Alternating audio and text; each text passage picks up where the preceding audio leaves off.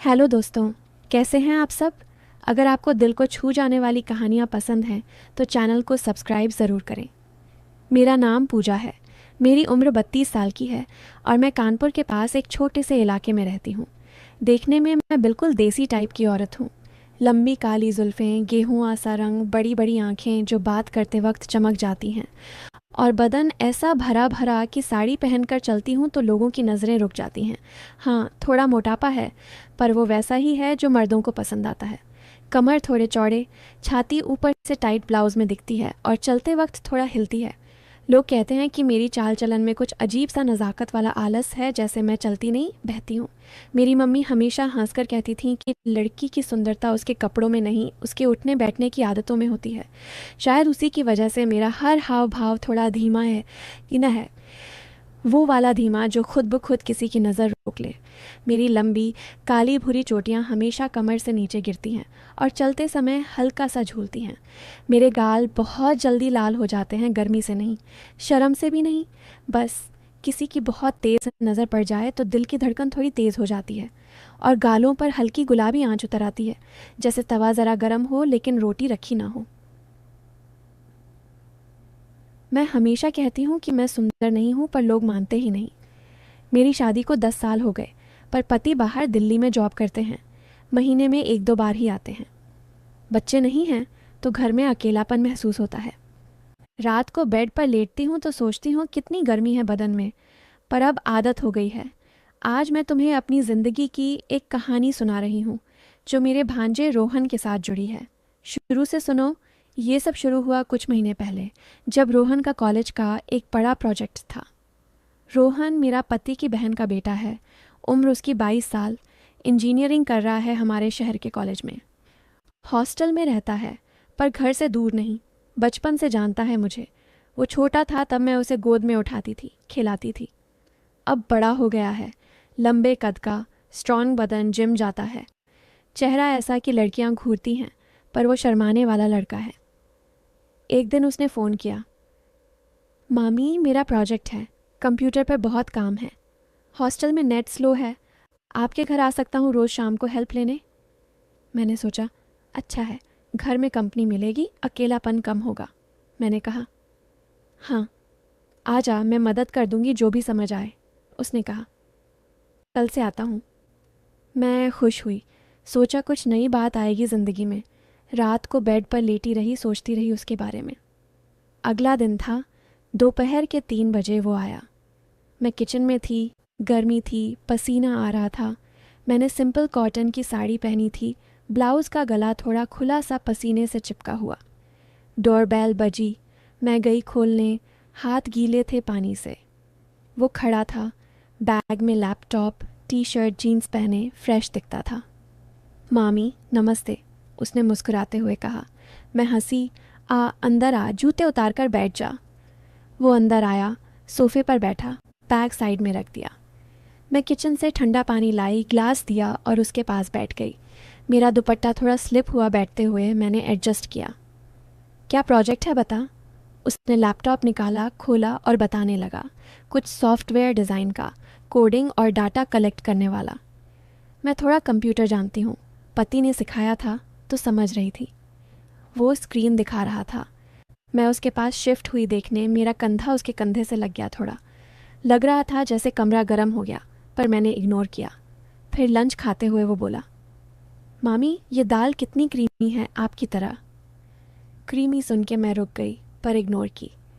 उसके बाद हम मार्केट नहीं गए, लेकिन घर पर ऑनलाइन शॉपिंग करने बैठ गए। वो लैपटॉप पर दिखा रहा था क्लोथ्स। मामी ये ड्रेस आप पर अच्छी लगेगी, टाइट वाली। मैं बोली, मैं ऐसी नहीं पहनती। पर वो झूम करके दिखाता, देखो फिगर हाईलाइट करती है। मामी ये पार्ट समझ आ रहा है, उसने पूछा। मैंने कहा, हाँ, यहाँ से ऐसे कर, डाटा एंट्री आसान होगी। वो कोड लिख रहा था, मैं सजेस्ट कर रही थी। टाइम गुजर रहा था। 4 बजे मैंने कहा, चाय पिएगा रोहन। वो बोला, हाँ मामी, आपकी हाथ की चाय तो जैसे अमृत है। मैं किचन गई चाय बनाने। वो पीछे आया, मामी मैं मदद करूं, शुगर निकाल लूं। मैंने कहा, नहीं, तू बैठ। पर वो खड़ा रहा। शेल्फ से शुगर जार निकालने लगा। उसका हाथ ऊपर उठा। मेरा पास से गुजरने में बदन से टच हो गया गलती से। मेरा दिल थोड़ा धड़का, लग रहा था जैसे करंट सा लगा, पर हंसी। सॉरी मामी, उसने शर्मा कर कहा। मैंने कहा, कोई बात नहीं। चाय बनाकर लाई। हम टेबल पर बैठ गए, लैपटॉप के पास। मामी, आप फ्रेश लग रही हो। ये स्मेल क्या परफ्यूम है? मैं बोली, सिर्फ साबुन की है। पर वो पास आके सूंघने लगा। वाह मामी, आपकी खुशबू अलग ही है। चाय पीते हुए बातें शुरू हुईं, उसके कॉलेज की, फ्रेंड्स की। उसने कहा, मामी, आप इतनी यंग और ब्यूटीफुल दिखती हो। कॉलेज में होती तो सब लड़के आपके पीछे होते। मेरा चेहरा गर्म हुआ। हंसी। चुप पगले, मैं तो अब आंटी हो गई हूँ, वो बोला। नहीं मामी, आप तो अब भी जवान हो, बिल्कुल हॉट। हॉट शब्द सुनकर कुछ लगा, पर मैं जानती थी मजाक कर रहा है। चाय ख़त्म हुई, फिर प्रोजेक्ट पर लगे। वो टाइप कर रहा था, मैं देख रही थी। उसका हाथ माउस पर, मेरा हाथ टेबल पर, क्लोज। लग रहा था जैसे कुछ टेंशन है हवा में। 5 बजे वो बोला, मामी थोड़ा ब्रेक लेते हैं, दिमाग थक गया। मैंने कहा, हाँ टीवी चला ले, कुछ देख ले। हम टीवी ऑन किए, न्यूज़ चैनल आ रहा था। बातें चली दुनिया की, पॉलिटिक्स की, फिर गांव की यादों पर आ गए। उसने कहा, मामी बचपन में आप मुझे गोद में उठाती थीं, खिलाती थीं, याद है? मैं हंसी। हाँ, तू इतना प्यारा बच्चा था। वो बोला, अब मैं बड़ा हो गया हूँ, अब मैं आपको गोद में उठा सकता हूँ, ट्राई करूँ? मैं हंसकर बोली, चल हट, इतनी ताकत है तेरे में? वो मजाक में उठने लगा, जैसे हाथ मेरे तरफ बढ़ाए, पर सिर्फ हंस रहे थे, टच भी नहीं हुआ। फिर प्रोजेक्ट पर वापस लगे। शाम के 6 बजे वो बोला, मामी अब जाता हूँ। मैंने कहा, रुक, खाना खाकर जा, टाइम हो गया है। वो राज़ी हो गया। मैं किचन गई रोटी सब्ज़ी बनाने। वो आया मदद करने। मामी, मैं आटा गूंथ लूँ? मैंने कहा, लड़के आटा गूंथते हैं क्या? वो बोला, क्यों नहीं, मैं सीख लूँ आपसे, आपके हाथ से सीखना मज़ा आएगा। वो आया, आटा बाउल में डालकर गूंथने लगा, मेरे पास खड़ा। मेरा हाथ उसके हाथ पर लग गया सिखाते हुए। ऐसे गूंथ, गोल गोल। क्लोज थे हम, सांस महसूस हो रही थी। लग रहा था जैसे गर्मी बढ़ गई किचन में। रोटी बनी, सब्ज़ी तैयार, हम टेबल पर बैठ गए खाने। खाते हुए बातें चलीं, उसके फ्यूचर की, जॉब की। उसने कहा, मामी आप मेरे लिए इंस्पिरेशन हो, आप इतनी स्ट्रांग हो, अकेली रहती हो। मैंने कहा, ज़िंदगी सिखाती है। वो बोला, मामी आपकी स्माइल कितनी स्वीट है, जैसे मीठा खाने से ज़्यादा। हंसी आई। खाकर वो बर्तन धोने मदद की। हाथ साथ में पानी में टच हो रहे थे गलती से। 8 बजे वो चला गया, बाय बोलकर। कल फिर आऊँगा मामी। मैं दरवाज़ा बंद करके सोफ़े पर बैठी, सोच रही थी कितना अच्छा लड़का है, पर उसकी बातें थोड़ी अलग लग रही थीं, जैसे प्यार वाली। रात को बेड पर लेटी रही, यादें आ रही थीं। अगला दिन भी आया वो, सेम टाइम, दोपहर के 3। मैं तैयार थी, नई साड़ी पहन ली थी, लाल वाली। सोचा घर में अच्छा लगेगा। वो आया, नज़र डाली। मामी आज तो आप बिल्कुल दुल्हन लग रही हो, रेड सूट करता है आप पर। मैं शर्माई। बेटा बस ऐसे ही पहन ली, जैसे कम्प्लीमेंट बदन पर। फिर प्रोजेक्ट शुरू।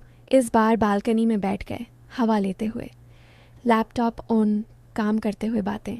उसने कहा, मामी आपकी आंखें कितनी डीप हैं, देखकर डूब जाने का मन करता है। मैं हंसी। पगल, तू भी हैंडसम है, लड़कियां क्यों नहीं पटाती? वो बोला, आप जैसी कोई नहीं मिलती मामी।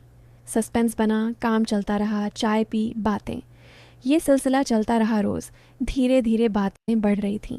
एक दिन प्रोजेक्ट के बीच वो बोला, मामी आपके बाल कितने सिल्की हैं, छूने का मन करता है। मैंने कहा, बेटा ऑयल लगाती हूँ, पर लगता था जैसे टच की बात। फिर एक दिन घर के ऊपर वाले कमरे में साफ सफाई कर रही थी मैं। वो आया मदद करने। अलमारी से पुराने फ़ोटो निकाले, बचपन के। मामी ये फ़ोटो में आप कितनी हॉट लग रही हो, जवान। मैं लाल। चुप। क्लोज बैठ गए फ़ोटो देखते, उसका हाथ मेरा हाथ पर। बातें अब पर्सनल। एक शाम चाय पीते बालकनी में उसने हाथ पकड़ा। मामी, आप मेरे लिए सब हो। वो बताने लगा घर की प्रॉब्लम्स। मैंने सहारा दिया। कुछ महीने बाद ट्विस्ट। वो बोला गर्लफ्रेंड बनी है। मैंने मदद की। अंत में शादी, बॉन्ड फैमिली का, सब प्योर। ये कहानी थोड़ी अलग है। कभी हंसाती है, कभी सोचने पर मजबूर करती है। आखिर में लोग सोचते रहे कि कुछ होगा, लेकिन हुआ कुछ और अच्छे लोग देखते कि ये दोस्ती की कहानी है। सब खुश। दोस्तों, अगर आपको ये कहानी अच्छी लगी तो चैनल को सब्सक्राइब करें, शेयर करें और वीडियो को लाइक करें, शेयर करें। Thanks for watching.